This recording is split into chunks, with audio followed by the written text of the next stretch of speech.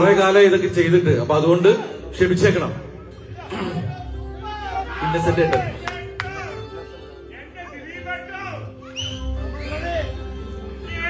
എന്റെ അമ്മേ, ഉപ്പേ എന്തോ തിരിപരി ഓണക്കാലായി. ഓണക്കാറായിന്നോ? എടോ ഓണക്കാലായി. നമുക്ക് പാതാളത്തിന്ന് കേരളത്തിലേക്ക് പോണ്ടേ? വേട്ട തിരുമേനി, കഴിഞ്ഞ തവണ പോയതിന്റെ ക്ഷീണം തന്നെ മാറിയിട്ടില്ല.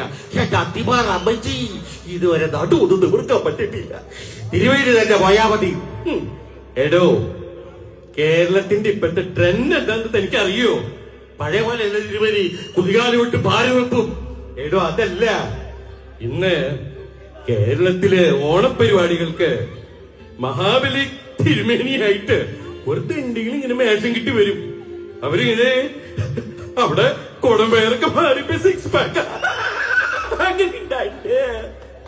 എന്റെ തിരുമേനി എന്നാ ഇനിയും നല്ല ഉറപ്പാ. അറിയോ, ഇപ്പൊ അവിടെ ബോഡി ഷേപ്പിംഗ് എന്ന് പറഞ്ഞൊരു പരിപാടിയുണ്ട്. അവിടെ കുടവേറ് തള്ളി ചെന്ന് 6 പാക്ക് ഉള്ള മാതിരി എടുത്ത് കൊടുക്കും. പിന്നെ അത് മാത്രമല്ല, ചിലവന്മാരത് ക്യാമറയെ പകർത്തി എയറിലോട്ട് വിടും. അപ്പൊ പണ്ട് നമ്മള് ദേപ്പുട്ട് ദേമാവേലി കൊമ്പത്ത് ഓണത്തിടയ്ക്ക് പുട്ട് കച്ചവടം എന്തൊക്കെ പറഞ്ഞുകൊണ്ടിരുന്ന ദിലീപ് ദാദർശയും നമ്മളെ എയറി കയറ്റി വിടും. എന്നിട്ട് ദേമാവേലി അങ്ങനെ അത് പോഡ്കാസ്റ്റ് ചെയ്യും. കേട്ടോ തിരുവേദി?